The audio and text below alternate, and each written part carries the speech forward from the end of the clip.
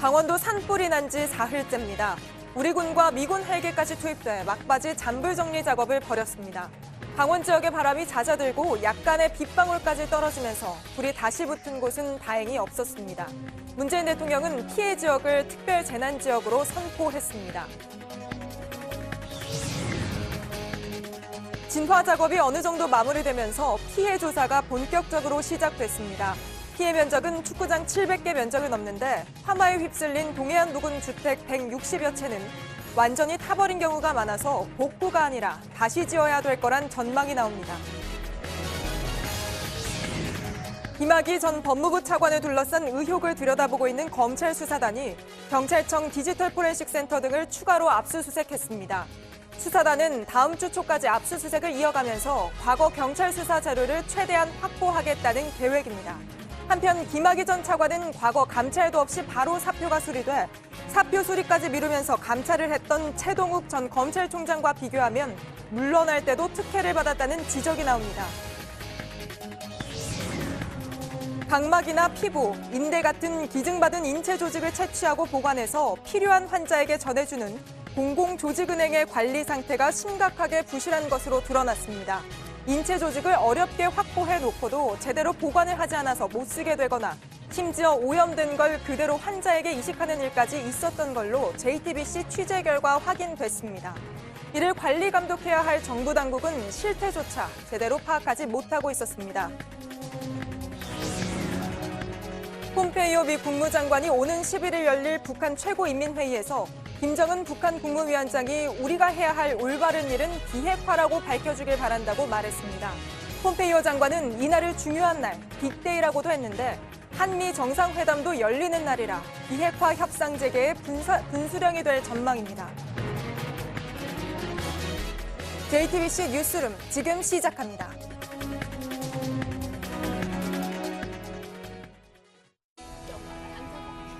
마스크가 필요 없는 세상으로. 내일을 바꾸는 현대 수소전기차. 사흘째를 맞은 강원도의 산불 사태는 다행히 마무리가 되는 모습입니다. 다시 불씨가 살아나는 일은 없었고 또 진화 작업이 가장 더뎠던 인제의 산불도 오후에는 주부를 잡았습니다. 소방관과 공무원, 군장병 그리고 미군 헬기까지 투입돼 마지막 잔불 정리를 했습니다. 불이 꺼져서 정말 다행인데요. 불길이 잡힌 뒤 드러나는 상처는 정말 고통스럽습니다. 폐허가 되다시피 한 곳이 많아서 피해를 복구한다기보단 아예 다시 지어야 하는 수준입니다. 문재인 대통령은 빠른 복구를 위해서 산불로 피해를 입은 강원도 5개 시군을 특별 재난지역으로 선포했습니다. 예, 지금 마을 전체가 피해를 입은 고성군 토성면 인흥마을에 취재기자가 나가 있습니다. 자, 오효정 기자, 피해가 무척 크다고 들었습니다. 어느 정도인지 전해주시죠. 네, 제가 있는 이 고성군 인흥마을은요, 미시령 터널 끝쪽에서 시작된 불이 고성으로 뻗어나가는 길목에 있는 곳입니다. 그렇다 보니까 피해도 상당히 컸습니다. 여기 보시는 것처럼 지붕이 엿가락처럼 휘어져서 내려앉아 있고요. 담장도 무너져서 제가 이렇게 넘어갈 수 있는 정도입니다. 이곳에 사는 30여 가구 중에 대여섯 가구를 제외하고는 모두 이렇게 피해를 봤습니다. 사실상 멀쩡한 곳을 찾기가 어려울 정도입니다. 제가 오늘 오전 이곳을 취재하면서 좀 군청 직원들이 피해 상황을 점검하는 걸 좀 지켜봤는데요. 주민들이 이렇게 터만 남은 집 위에 올라서서 가전제품이나 어디가 어떻게 탔는지 설명을 하지 않고는 여기가 집이었구나라고 생각하기가 어려울 정도였습니다. 또 이렇게 완전히 무너지지는 않았더라도 이 자재가 상당히 약해져서 사실상 허물고 다시 지어야 하는 경우도 있었습니다. 여기 보시면 정미기가 완전히 탔습니다. 곧 농사를 준비해야 하는 주민들의 고민이 깊어지는 이유인데요. 한 대에 8천만 원 가까이 하는 트랙터가 이 마을에서만 2대가 탔습니다. 예, 지금 보이는 화면상으로 봐도 피해 복구 과정 쉽지는 않을 것 같습니다. 지금 그러면은 주민들은 어떻습니까? 주민들에게는 여러 가지 지원이 잘 이루어지고 있는 상황입니까? 네, 우선 어제 저녁부터 이제 군청에서는 이 집집마다 돌면서 좀 피해 상황을 점검하고 있습니다. 그런데 이 점검이 단 한 번으로 끝나는 게 아닙니다. 농기구 피해나 건축물 피해 또 가전 피해를 각각 다른 기관에서 점검을 하다 보니까 이 일정이 모두 다른데요. 주민들이 생업을 포기하고 일정을 맞춰가야 하는 상황입니다. 그렇기 때문에 좀 제가 만난 주민들은 좀 종합적인 체계가 갖춰졌으면 좋겠다 이런 얘기를 하기도 했습니다. 집을 잃은 주민들은 여기서 10분 정도 거리에 있는 연수원에 머물거나 아니면 20분 정도 거리에 있는 차로 20분 정도 거리에 있는 학교에 머물러야 하는데요. 이 이동 수단이 마땅치 않아서 좀 고민하는 분들도 많았습니다. 또 고령인 주민들이 많다 보니까요. 정신적인 피해를 상담할 수 있는 이 센터 같은 게 이 동네 가까이 있었으면 좋겠다 이런 얘기를 하기도 했습니다. 예. 이제 잔불까지 대부분 정리가 됐다 이렇게 앞서 전해드리기는 했는데 어떻습니까? 현장에서 지켜본 바로는 지금 산불이 대부분 정리가 된 상태입니까? 네, 사실 오전까지는 인제에 불이 꺼지지 않아서 소방당국이 미군 헬기를 동원하기도 했습니다. 그런데 정오가 지나면서 이 큰 불길은 완전히 진화가 됐습니다. 혹시 다시 불이 살아나지 않을까 좀 고민하는 분들도 있었는데요. 오후부터 이곳에 비가 내리면서 주민들은 좀 마음을 놓았습니다. 지금까지 집계된 바로는 이번 불로 임야가 약 530헥타르 그리고 주택이 162채가 피해를 입었고요. 또 18개 임시대피소에 500여 명이 여전히 머물러야 하는 상황입니다. 정부는 이재민들이 오래 머물러야 할 걸 대비해서 거처를 국가연수원으로 차츰 옮겨가기로 했습니다. 지금까지 고성군 인흥마을에서 JTBC 오효정입니다. 예, 이렇게 산불이 지나간 자리에는 안타까운 사연들이 남았습니다. 자신의 장례비로 쓰라고 소파 밑에 넣어둔 4,500만 원을 모두 태우게 된 노인. 또 봄, 여름 손님을 맞기 위해 2주 전에 리모델링을 마친 펜션들. 손 쓸 새 없이 밀려온 화마가 태운 것들입니다. 이어서 배양진 기자입니다. 2주 전에 리모델링을 마친 펜션은 하루아침에 잿더미가 됐습니다. 건물은 총 20채 중에 18개 동이 전소가 됐고 1개 동은 반손이 됐고 그다음에 가족과 함께 살기 위해 100억 원을 넘게 들여 꾸민 곳이었습니다. 또 이게 집이자 또 일터였는데 한 번에 그냥 동시에 두 가지를 다. 자신의 장례비로 쓰려고 소파 밑에 넣어둔 4,500만 원도 손 쓸 새 없이 불탔습니다. 그 농협 건데 농협에서 찾아온 그게. 그거는 그거지만은 지금 실질적으로 그 실물이 없으니까. 한 장이라도 건질까 싶어 잿더미를 뒤져보지만 소용이 없습니다. 건들지 마라. 건들 필요 없어. 건들면 이다. 정든 집을 잃어버린 심정은 말로 표현하기 어렵습니다. 내가 이제 시집와서 살은 지는 38년, 9년째죠. 정도 들었는데 여기서 참 말이 안 나와요.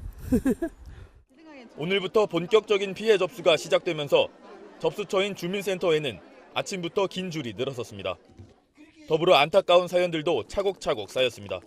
어제 오후엔 현장 지휘본부가 있던 토성 면사무소에 한 남성이 트랙터를 몰고 돌진하기도 했습니다. 집은 모두 불타고 트랙터 한 대만 간신히 건진 산불 피해자였습니다. JTBC 배양진입니다. 이번 산불은 500헥타르가 넘는 산림을 잿더미로 만들었습니다. 지금 보시는 거는 우리 위성인 아리랑 3호가 어제 오후 촬영한 영상입니다. 붉게 표시된 부분이 나무가 살아있는 지역, 그리고 검게 표시된 게 타버린 곳인데 이번 피해가 얼마나 컸는지 그 규모를 실감케 합니다. 특히 주택 등의 시설물 피해가 컸는데 이번 산불이 유독 더 치명적이었던 이유, 조승현 기자가 전해드립니다. 이번 산불로 강원 동해안에서만 주택 160여 채가 불에 탔습니다. 태풍급 바람이 피해를 키운 주범이지만 강원 동해안에 형성된 마을의 특징도 한몫했습니다. 그제 산불이 날 당시 바람은 서쪽에서 불어왔습니다. 그래서 태백산맥의 동쪽에 모여있는 민가 피해가 많았습니다. 만약 동풍이 불었다면 산림 피해가 훨씬 컸을 겁니다. 피해를 입은 집의 상당수는 좁은 길을 따라 산 쪽으로 한참 동떨어져 있어서 접근이 어렵습니다. 보시는 것처럼 산과도 매우 가까이 붙어 있습니다. 그리고 지은 지 오래된 집들이 대부분인데 나무와 같이 불에 잘 타는 재료를 사용한 경우가 많아서 화재에 더욱 취약합니다. 동해안 숲이 불에 잘 타는 침엽수 위주인 것도 피해를 키운 또 한 가지 요인입니다. 그리고 불씨가 살아서 그게 모여서 산 하나 태우는데 30분이 안 걸리는 거예요. 진화 작업이 서서히 마무리되면서 지자체별로 피해 조사에 들어갔습니다. 집계가 이루어질수록 피해 규모는 더 커질 수밖에 없습니다. 몇몇 마을은 완전히 폐허가 된 집들이 많아 복구가 사실상 불가능해 보입니다. 재건 수준의 지원이 필요하다는 지적입니다. JTBC 조승현입니다. 예, 이번 재난 현장에서도 나보다 남을 먼저 생각한 시민들이 있었습니다. 오토바이 배달을 하는 노동자는 혼자 사는 노인들을 대피시켰고 또 병원 직원들은 모자라는 구급차 대신 자기 차로 환자를 옮기기도 했습니다. 조소희 기자가 이들을 만났습니다. 막힌 차량들 사이로 오토바이가 가로질러 갑니다. 지난 4일 속초시엔 대피령이 떨어졌지만 오토바이는 다시 불길이 치솟은 산으로 향했습니다. 배달 노동자인 이들은 기동성 좋은 오토바이를 이용해 혼자 사는 노인 10명을 대피소로 옮겼습니다. 묶여있는 개들의 목줄을 풀어주기도 했습니다. 속초 시민으로서 당연히 해야 될 일이고 또 저희가 아닌 또 다른 사람이 할 것이고요. 강원도청 소속의 한 산불 진화대원은 자신의 집이 불에 타고 있는데도 현장에서 산불을 끄고 있었다는 사실이 뒤늦게 알려졌습니다. 이 친구는 일단은 출근했으니까 산림 안전에 산불 지원을 해야 되겠다. 속초 의료원 의사와 직원들은 구급차가 모자라자 경증 환자들을 자신의 차로 옮겼습니다. 속초 시민들도 서로 돕기에 나섰습니다. 한 식당에선 이재민들에게 공간을 내주고 식사도 무료로 제공하고 있습니다. 다 이웃 주민이고 다 같이 자고 뭐 같이 아파해주고 그런 거 당연한 거죠. 한 네티즌은 화재 당시 혹시 헤맬지도 모르는 피해 지역 주민들을 위해 대피소 지도를 만들어 배포했습니다. 이번 재난에서도 남을 먼저 생각하는 시민 영웅이 빛을 발했습니다. JTBC 조소희입니다. 산불은 사람뿐 아니라 동식물의 터전도 핥히고 지나갔습니다. 취재진이 둘러본 현장에는 화상을 입거나 갈 곳을 잃은 동물도 많았습니다. 생태계가 예전 수준으로 회복되려면 상당한 시간이 필요해 보입니다. 이상화 기자입니다. 강원 옥계와 동해 망상을 잇는 도로. 달리는 취재진 차량 앞으로 고라니 한 마리가 나타납니다. 불길을 피하다 위험할 수 있는 도로까지 내려온 겁니다. 불길이 워낙 넓은 지역을 휩쓸고 간 탓에 마을에서 키우는 가축과 반려동물 피해도 컸습니다. 소들은 화상을 입었고 개들은 집이 타면서 갈 곳을 잃었습니다. 일부는 목줄에 묶여 있어 위험한 상황에 놓이기도 했습니다. 산불은 나무만 태우는데 그치지 않았습니다. 산새와 고라니, 곤충 등 모든 야생동물의 보금자리도 파괴시킵니다. 복구엔 적잖은 시간이 걸립니다. 국립산림과학원은 2005년 양양 산불의 경우 복구에 조류는 19년, 야생동물은 35년, 토양은 100년가량 걸린다고 밝혔습니다. 이번 강원 지역의 산불은 당시보다 더 피해가 클 수 있습니다. 생태계가 예전 수준으로 회복하기까지 또 수십 년 시간이 걸릴 전망입니다. JTBC 이상화입니다. 문재인 대통령은 강원도 산불 피해 지역을 특별 재난 지역으로 선포했습니다. 피해 복구에 국가 예산이 투입되고 주민들은 생계비 지원, 또 세금이나 공공요금 혜택도 받을 수 있게 됐습니다. 박소연 기자입니다. 울창했던 살림은 새까맣게 타버렸습니다. 화마가 휩쓴 마을은 잿더미로 변했습니다. 몸은 간신히 불길을 피했지만 피해 주민들은 이제 앞으로가 걱정입니다. 문재인 대통령은 강원도 산불 피해 지역을 특별 재난 지역으로 선포했습니다. 강원도 고성, 속초, 강릉, 동해, 인제 등 5개 시군입니다. 특별 재난 지역 피해 복구에 국가 예산이 투입됩니다. 불타버린 건물이나 주택 복구 비용도 피해 주민들의 생계비 지원도 국비로 이뤄집니다. 또 지방세나 통신, 전기 요금을 감면받을 수 있습니다. 지원은 이뤄지지만 충분하진 않습니다. 주택이 모두 불탔을 경우 최대 1,300만 원이, 생계비는 1인 가구 기준 최대 44만 원이 지원됩니다. 최소 생계보호 차원이어서 피해 주민들에게는 부족합니다. 문재인 정부 들어 특별 재난 지역 지정이 이뤄진 것은 이번이 6번째입니다. JTBC 박소연입니다. 김학의 전 법무부 차관의 뇌물수수 의혹 등을 수사하는 검찰 수사단이 경찰청 디지털 포렌식 센터에 대해 어제 추가로 압수수색을 진행했습니다. 수사단은 다음 주 초까지는 압수수색을 이어가면서 과거 경찰 수사 자료를 최대한 확보하겠다는 계획입니다. 지금 수사단이 있는 서울 동부지검에 취재기자 나가 있습니다. 최윤경 기자, 디지털 포렌식 센터에 대한 압수수색은 그제 처음으로 진행이 됐잖아요. 그러면 이틀 연속으로 압수수색이 이뤄진 거군요. 네, 당초 압수수색 첫날인 그제 경찰청 디지털 포렌식 센터를 찾았는데 이때는 일단 필요한 자료의 존재까지만 확인했습니다. 영장에 적힌 압수물의 범위에 대해 경찰과 이견이 있었고 영장을 다시 보완해 압수수색에 나선 겁니다. 수사단은 다음 주 월요일에도 압수수색을 이어갈 예정입니다. 네, 아무래도 수사단이 경찰 수사 기록을 확보하는 게 우선이다. 이렇게 판단했기 때문이겠죠. 네, 이번 사건은 2013년 경찰과 검찰 수사 뒤 6년의 시간이 흘렀습니다. 사건의 발단이 된 김학의 동영상은 심지어 2006년에서 2008년 촬영된 것으로 추정됩니다. 관련 자료를 직접 확보하기엔 이미 10년 이상의 시간이 지나버린 겁니다. 따라서 2013년 최초 경찰 수사 당시에 확보된 기록들을 확보하는 것이 무엇보다 중요하다고 판단한 것으로 보입니다. 네, 그렇다면 당시 검찰로 넘어가지 않은 수사 자료가 경찰에 아직 남아있다는 거죠? 네, 그렇습니다. 검찰 수사는 주로 윤중천 씨와 김 전 차관의 성범죄 의혹에 집중해서 이뤄졌는데요. 이 때문에 당시엔 김 전 차관과의 연결고리를 밝혀줄 다른 자료는 받지 못했을 수도 있습니다. 수사팀 관계자는 경찰이 1, 2차 수사 당시에 윤 씨와 사건 관계자 등의 노트북과 휴대폰을 직접 분석했다면서 수사에 도움될 다른 자료들이 남아있을 것으로 보고 압수수색했다고 전했습니다. 네, 이건 조금 결이 다른 이야기인데 김 전 차관의 출국 금지 여부를 조회했던 공익 법무관들에 대한 수사를 할 것도 정해졌다면서요? 네, 대검찰청은 법무관 2명의 사건을 수원지검 안양지청에 배당했습니다. 안양지청이 법무부가 있는 정부 과천청사 관할이라는 점을 고려했습니다.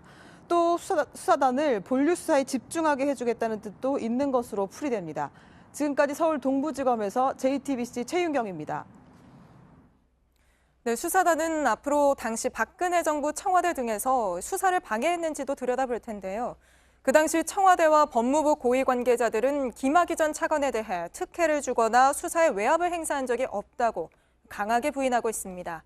그런데 김 전 차관이 물러나는 과정을 살펴보면 특혜를 의심할 만한 대목이 있습니다. 당시 성범죄 의혹이 커지자 김 전 차관이 사표를 냈는데 법무부는 감찰도 하지 않았고 청와대는 속전속결로 사표를 수리해 줬습니다. 유선희 기자입니다. 김학의 전 차관 임명 당시 법무부 장관이던 황교안 자유한국당 대표는 김 전 차관 임명 직후에 성범죄 의혹을 알았다고 했습니다. 임명 직후에 무슨 그런 얘기가 나오더라고요. 그러고 나서 이제 본인에게 물어보니까 그런 일이 없다고 또 그러고 그 뒤에도 며칠 이제 계속되니까 본인이 사표를 냈어요. 그게 전부예요. 장관이 차관에게 직접 물어볼 만큼 심각한 문제였지만 법무부는 감찰을 하지 않았습니다. 당시 감찰 상황을 아는 전직 법무부 고위 관계자는 장관의 감찰 지시가 없었고 감찰도 없었다고 말했습니다. 또 다른 당시 법무부 관계자는 순식간에 사표가 수리돼 진상조사할 틈도 없었다고 했습니다. 실제 김 전 차관의 사표는 곧바로 수리돼 다음 날 면직 처리됐습니다. 법무부, 인사혁신처, 청와대로 가는 결재가 하루 만에 끝난 겁니다.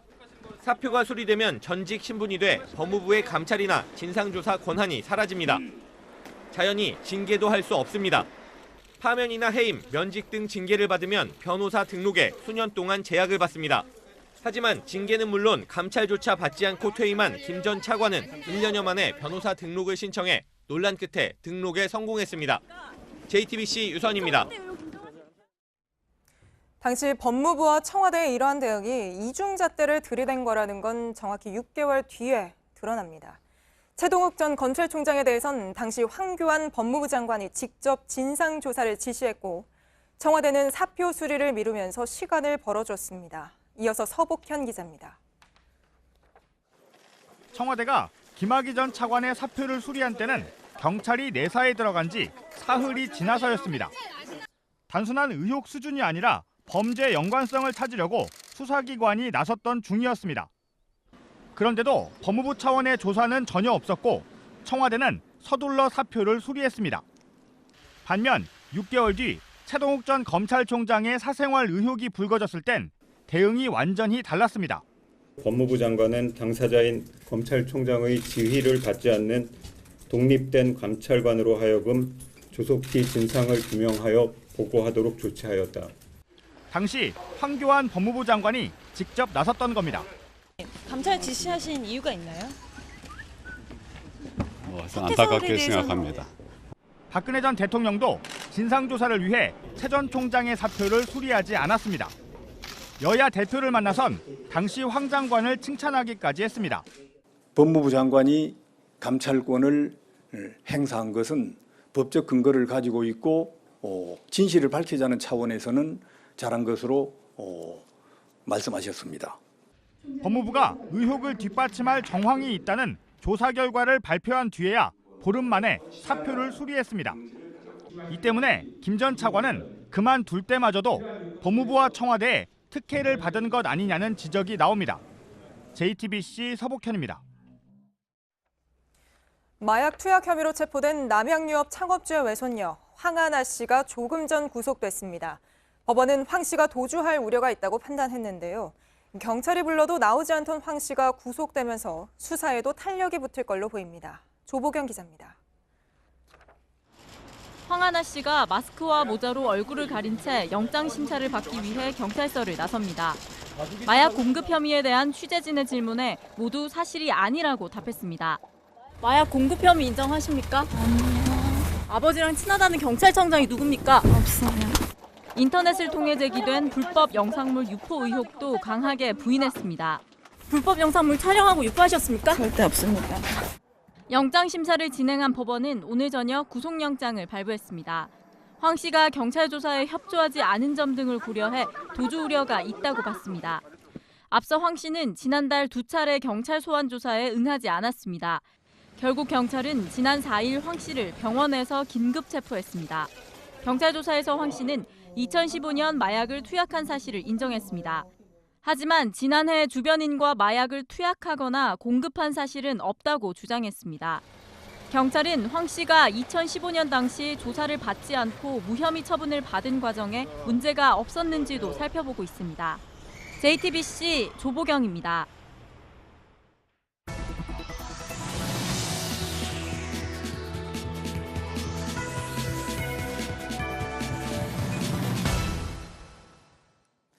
우리 몸의 심장이나 간 같은 장기뿐 아니라 각막과 피부, 뼈, 또 인대 같은 인체 조직도 아주 중요한 기증 대상이 됩니다. 그래서 따로 서약한 이들이 뇌사나 사망에 이르게 되면 이런 조직을 채취해서 필요한 환자에게 전해주게 되는데 중간에서 이런 과정을 잘 맡아서 하라고 2년 전에 정부가 만든 게 바로 공공조직은행입니다. 기증자들의 숭고한 정신을 환자에게까지 잘 전하는 역할인 거죠. 하지만 JTBC 취재 결과 오히려 인체 조직들이 이곳에서 부실하게 관리돼 못 쓰게 되고 심지어 오염된 조직이 환자에게 그대로 이식되는 사고까지 났던 걸로 드러났습니다. 이를 관리 감독할 보건복지부나 식약처는 이런 실태를 잘 모르고 있었습니다. 먼저 정혜성 기자의 보도입니다. 분당 서울대병원에서 공공조직은행에 골반뼈 2개를 요청한 건 지난해 9월 28일입니다. 한 청소년의 골반 이식 수술을 위해서입니다. 그런데 기증받은 인체 조직을 관리하는 조직은행엔 골반뼈가 있었지만 이를 보낼 수 없었습니다. 취재진은 당시 상황이 고스란히 적힌 내부 보고서를 입수했습니다. 수술 이틀 전인 10월 2일, 조직은행은 보내려고 챙겨놨던 골반뼈 2개의 포장이 파손된 걸 발견했습니다. 밀봉했던 비닐이 찢어진 겁니다.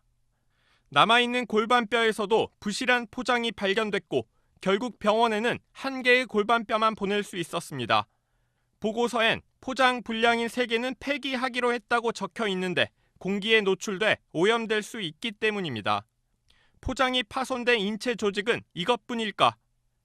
JTBC 취재 결과 손상된 인체 조직은 최소 148개에 달하는 것으로 파악됐습니다. 사고 이후 조직은행이 자체 조사해서 만든 보고서입니다. 각종 정보가 담긴 라벨이 없어진 건 41개, 포장이 파손된 건 74개로 파악했습니다.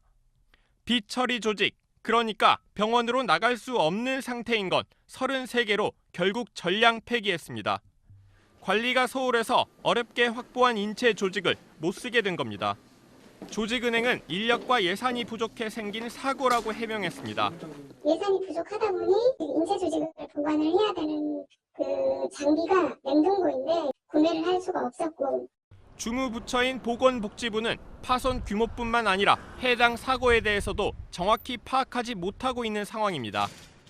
그 상세하게 보고를 받은 적 없어요. 그런 바가 전혀 없고요. JTBC 정혜성입니다.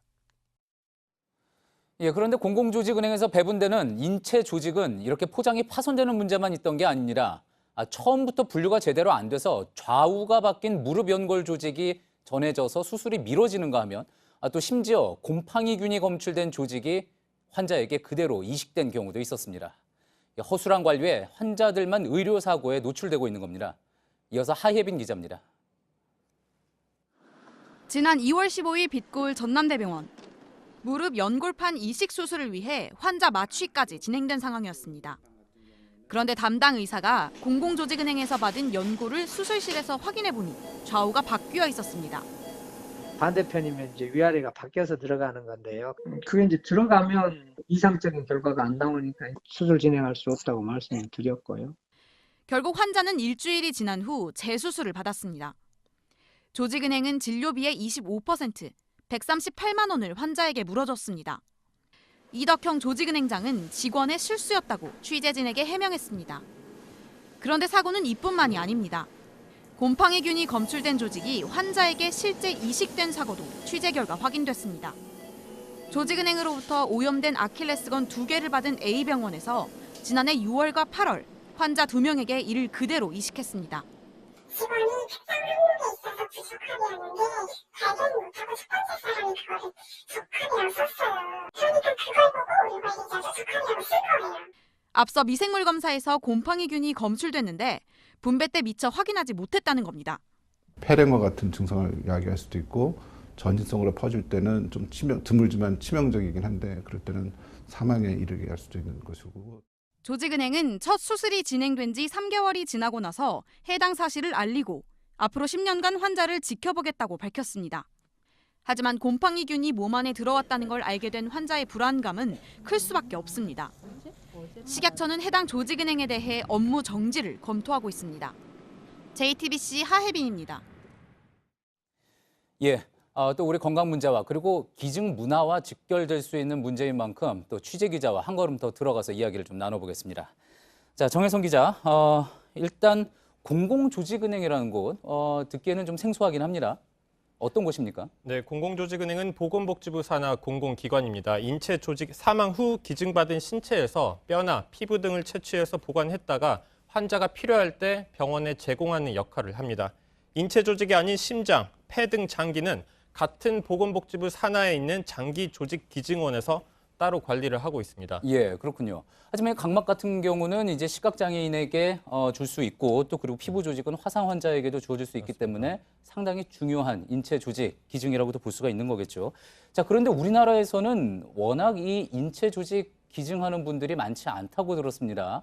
자, 그러다 보니까 이런 인체 조직, 기증된 인체 조직을 잘 관리를 하고 또 기증하는 문화를 또 독려하기 위해서라도 세금을 들여가지고 이런 기관을 만든 걸 텐데 자, 이런 사고가 발생한 겁니다.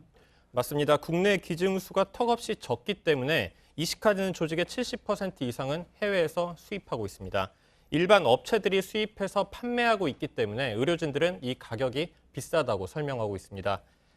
인체 조직을 기증하는 사람은 2017년 우리나라에 104명, 지난해엔 105명에 불과합니다. 예. 다른 선진국에 비해서도 기증자 수는 상대적으로 매우 적은 편입니다. 예.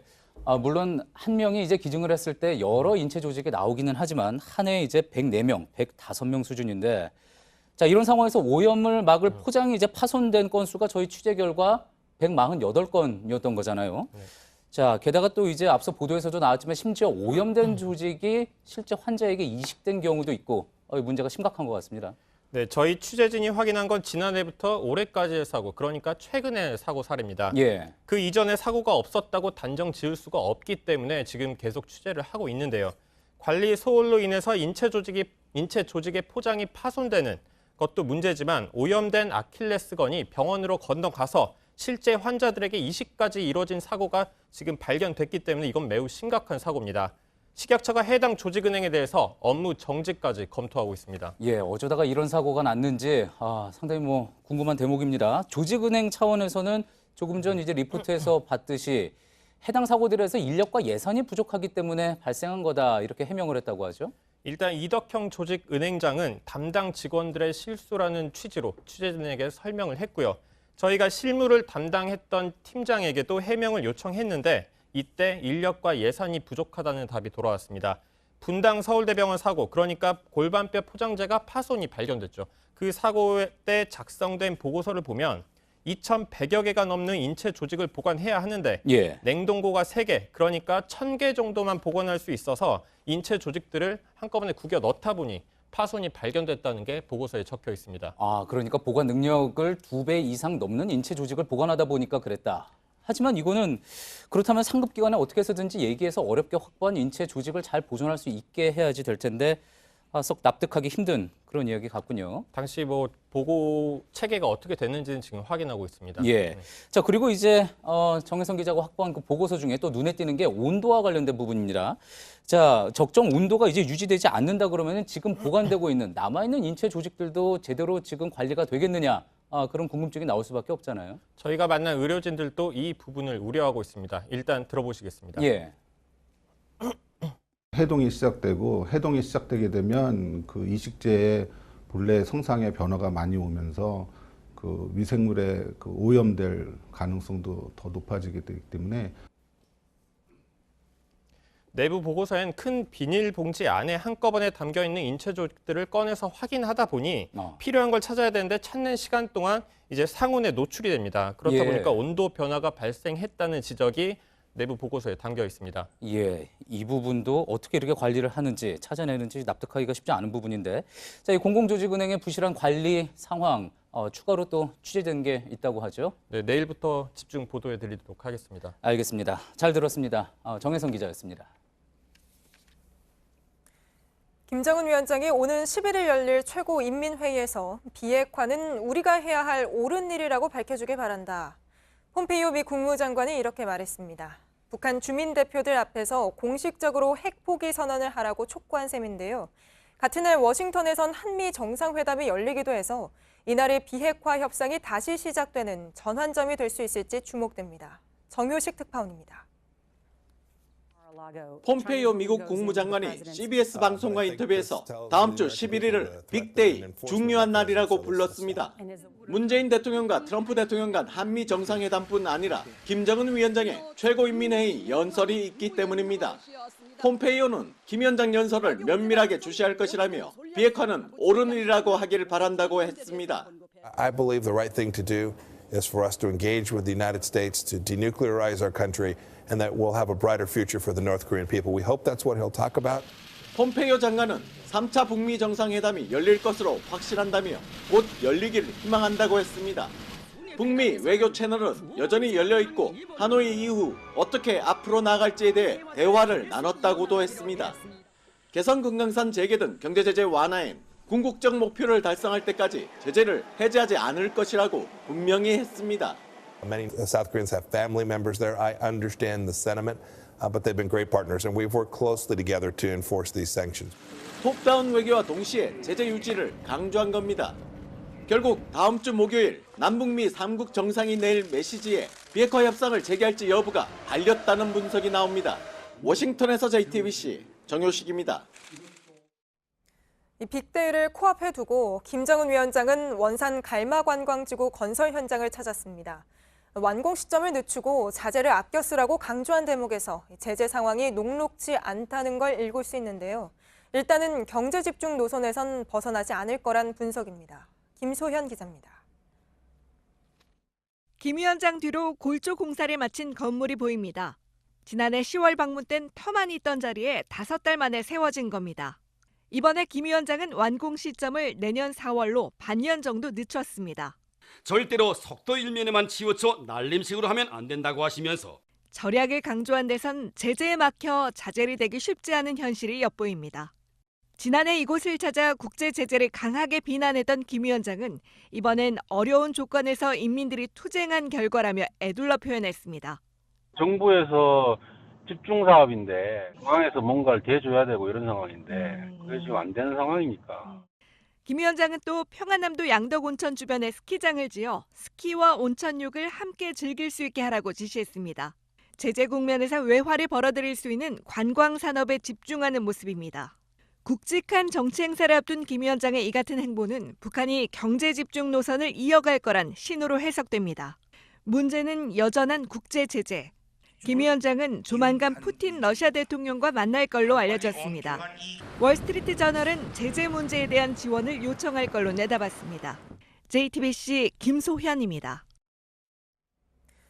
지구 궤도에는 초속 8km란 가공할 속도로 수백만 개의 우주 쓰레기들이 돌고 있는 것으로 관측되고 있습니다. 모두 위성이나 우주 정거장의 안전을 크게 위협하는 존재들인데요.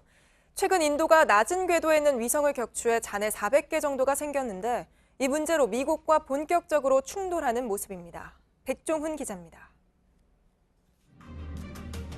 미사일이 하늘로 날아갑니다. 점점 시야에서 멀어지다 사라집니다. 인도 당국은 300km 상공의 위성을 격추했다고 밝혔습니다. 위성 요격에 성공한 나라는 미국과 러시아, 중국에 이어 인도가 4번째입니다. 미국 항공우주국은 인도에 강하게 항의했습니다. 이 실험 때문에 지구 궤도에 위성 잔해가 대폭 늘었다는 겁니다. 짐 브라이든스틴 미 한국우주국 국장은 지구 궤도에 400개의 잔해가 생겼고 이것이 우주정거장을 위협하고 있다고 말했습니다. 미국은 우주정거장의 안전을 확보하기 위해 지구 궤도에 떠 있는 10cm 이상 크기의 물체 2만 3천 개를 추적해왔습니다. That is a terrible, terrible thing. 미국이 인도의 우주기술 발전을 견제하고 나섰다는 시각도 있습니다. 최근 전투기 요격 사건으로 갈등이 최고조로 치닫은 파키스탄 측은 우주는 인류 공동의 유산이라며 인도의 군사 실험이 위험을 키웠다고 비판했습니다. JTBC 백종훈입니다. 곧 있으면 세월호 참사 5주기입니다. 세월이 지나도 나아지기 힘든 게 남겨진 사람들의 아픔이겠죠. 이들의 이야기를 담은 영화가 개봉했는데 재난과 참사로 자녀를 잃은 부모들이 상영회에 함께했습니다. 권근영 기자입니다. 생일 파티를 열었지만 주인공은 오지 못합니다. 엄마는 여전히 그날을 살고 있습니다. 수은이? 그렇게 큰일을 당한 가족들 곁을 지키지 못한 아빠. 해준 게 하나도 없잖아. 내가. 물에 들어갈 수 없게 된 동생. 먼저 간 친구의 추억을 안고 살아가는 또래들. 영화는 남겨진 이들이 견디고 있는 메마른 일상을 담았습니다. 아픔을 대신 연기하며 배우도 울고 객석도 울었습니다. 재난과 참사로 자녀를 먼저 보낸 부모들이 모인 상영회. 보는 내내 저희 아이가 너무 생각나가지고 많이 울었어요. 얘가 죽으면 거기에서 다 멈춰버립니다. 영전 사진 보면서 내가 용균이 같고 용균이가 나 같은. 시기도 사건도 달랐지만 참 많은 아이들을 이렇게 잃었습니다. 자식 잃어놓고 웃으면 웃는다 그러고 울면 아직까지 우느냐 이렇게. 유족들은 아프고 미안하고 괴롭더라도 외면하지 말아달라고 말합니다. JTBC 권근영입니다. 오늘 경북 경주에서 열린 마라톤 대회에서 한 20대 중국인 참가자가 갑자기 쓰러져 숨졌습니다. 출발한 지 10분 만에 쓰러져서 심폐소생술을 받고 병원으로 옮겨졌지만 끝내 숨진 겁니다. 경찰은 정확한 사망 원인을 파악하고 있습니다. 잇따른 추락 참사를 일으킨 항공기 제조사 보잉이 737 맥스 기종의 생산량을 20% 정도 줄이기로 했습니다. 소프트웨어를 고치는 데 우선순위를 두겠다며 원래 한 달에 52대를 생산하던 걸 42대로 줄이겠다고 밝힌 겁니다. 하지만 이를 놓고 각국 항공사들의 주문 취소가 잇따르고 있어서 보잉 입장에선 불가피한 조치였다는 분석도 나옵니다. 소방관 31명의 목숨을 앗아간 중국 스촨성 산불 원인이 낙뢰였던 것으로 확인됐습니다. 스촨성 당국은 80년 된 나무가 벼락을 맞은 뒤 이 벼락이 나무를 따라 땅바닥으로 내려가면서 불이 붙은 것이라고 발표했습니다. 지난달 말 일어난 이 대형 산불로 9,000명이 넘는 이재민이 발생했고 불을 끄기 위해 투입됐던 소방관 3,000명 가운데 31명이 숨졌습니다. 숙박 공유 서비스 에어비앤비에 등록된 아일랜드의 한 숙소에서 또 몰래카메라가 발견됐습니다. CNN은 숙소를 이용하려던 뉴질랜드 가족이 거실 천장의 화재 경보기에서 몰래카메라를 찾았다고 전했습니다. 숙소 주인은 거실에만 카메라를 설치했다며 황당한 해명을 한 걸로 전해졌습니다. 지난달에도 미국 캘리포니아의 에어비앤비 숙소 침실에서 몰래카메라가 발견돼 논란이 된 바 있습니다.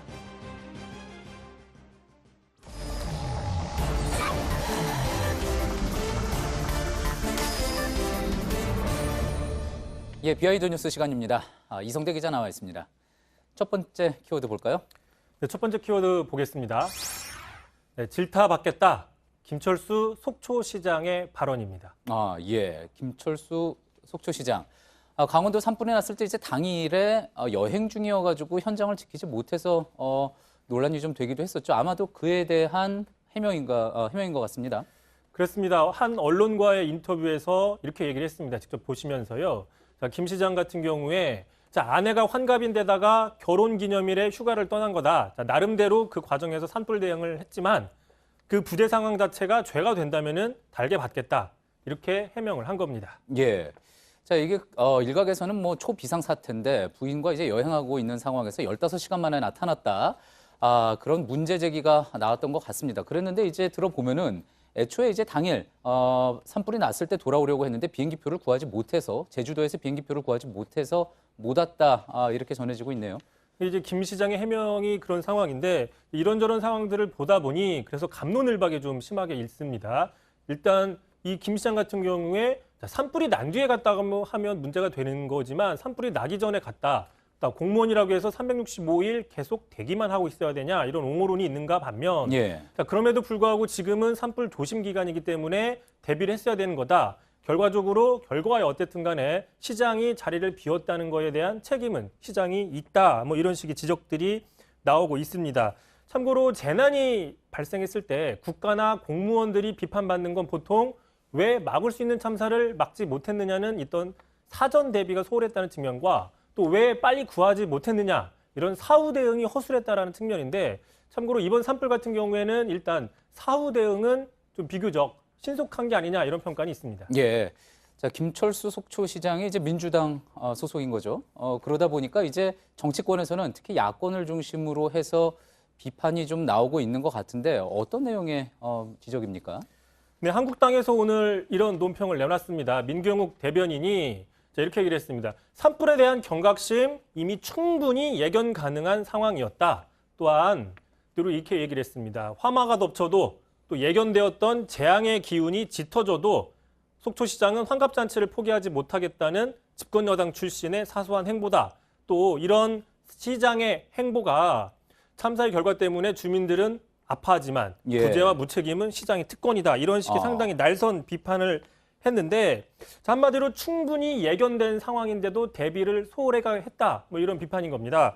자, 그런데 다른 당도 아닌 한국당에서 이런 지적을 하는 게 과연 적절하냐 이런 논란이 있습니다. 예. 자, 왜 그러냐면 엊그제였죠. 그 불이 이미 번져가 있는 상황에서 정의용 안보실장, 재난컨트롤타워인 정 실장을 국회에서 잡아뒀다. 뭐 이런 논란이 일어났었기 때문입니다. 자, 당시에 이렇게 해명을 했었는데 일단 해명 한번 들어보시죠. 예. 이석에 대한 좀 양해를 구했어야 되는데 그런 말씀이 좀 없었기 때문에 저희로서는 상황 파악하기가 어려운 부분이. 자, 상황 파악하기 어려웠다. 상황 파악하기 어려웠다고 얘기했는데 한국당 말처럼 충분히 예견된 상황인데 정작 한국당에서는 상황을 파악하기 힘들었다고 얘기한 거가 되기 때문에 앞뒤가 안 맞는 해명이다. 이런 지적도 나오는 겁니다. 예. 이 관련된 보도는 이제 저희가 어제 해드리기도 했었는데 그러니까 결국 누가 누구에게 뭐라고 이야기할 상황은 아닌 거다. 뭐 이런 이야기인 셈이군요. 알겠습니다. 두 번째 키워드 가볼까요? 자, 두 번째 키워드 보겠습니다. 자, 나쁜 손 바이든. 예. 조 바이든 미국 전 부통령 이야기하는 것 같은데 바이든 뭐 민주당에서는 차기 대권 주자로 이제 거론이 되지 않습니까?